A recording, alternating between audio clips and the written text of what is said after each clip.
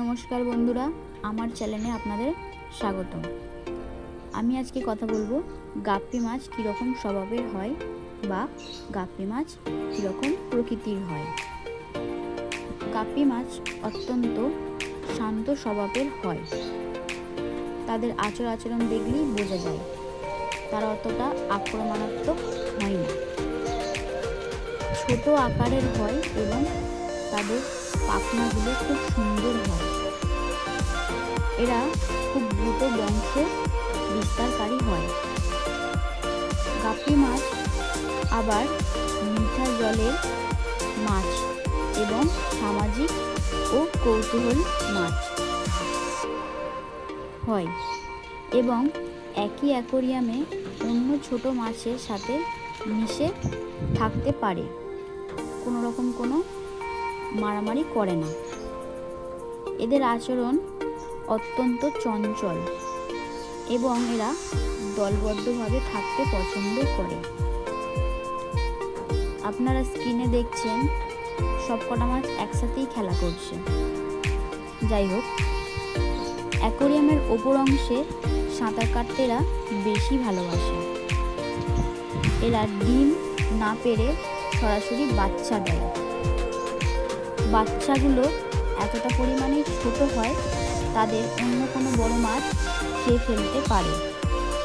তার জন্য অ্যাকোয়ারিয়ামের মধ্যে জলজ গাছপালা রাখা ভালো।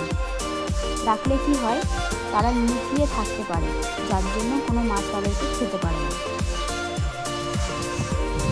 এরা সর্বভুক হয়। সর্বভুক কথাটির অর্থ হলো এরা সবসময় খেতে ভালোবাসে বা খেতে চায়, কিন্তু এদেরকে সবসময় খেতে দিলে হবে না। কোনো মাছকেই, যে কোনো মাছ যদি সর্বভুক হয়, যে মাছগুলো সর্বভুক হয় তাদেরকে সবসময় খেতে দেওয়াটা উচিত নয়। খাবারটা অত্যন্ত টাইম অনুযায়ী দেওয়াই ভালো। দিনে দুবার, একবার হচ্ছে সকালে আর একবার হচ্ছে রাতে। গাপ্পি মাছ সাধারণত ছোট দানার খাবার খায়, যেমন ফ্লেক্স এবং লাইভ ফুড খেতে খুব পছন্দ করে। এরা উষ্ণ জল পছন্দ করে। গাপ্পি মাছ পালনে 10 গ্যালনের প্রায় 35 থেকে 40 লিটার অ্যাকোয়ারিয়াম ব্যবহার করা উচিত। প্রজননের জন্য একটি পুরুষ মাছের সাথে 2-3টে স্ত্রী গাপ্পি মাছ রাখা ভালো। যখন বুঝতে পারছেন যে মাছটা বাচ্চা দেবে, সেই মাছটাকে আলাদা করে রাখাটাও ভালো।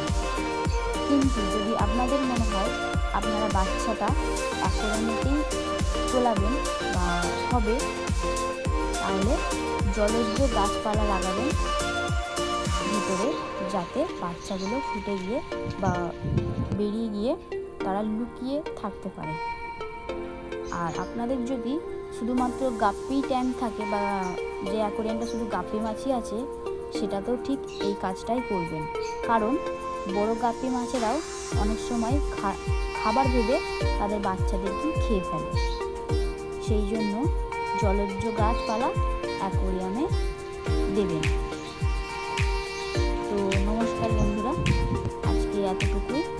আপনাদের যদি কোনো রকম কোনো তথ্য চাই আপনারা কমেন্টে বলবেন, আমি অবশ্যই আপনাদের জানিয়ে দেবো। ভিডিওটা ভালো লাগলে লাইক সাবস্ক্রাইব করে দেবেন আর বন্ধুদের শেয়ার করে দেবেন। যারা যারা আমার মতো মাছ প্রেমী আছে, যারা মাছ অ্যাকোয়ারিয়াম ভালোবাসে, তাদের শেয়ার করে দেবেন, কেননা তাদেরও জানাটা দরকার। যারা গাপ্পি মাছ পছন্দ করে তাদের সকলকে নমস্কার।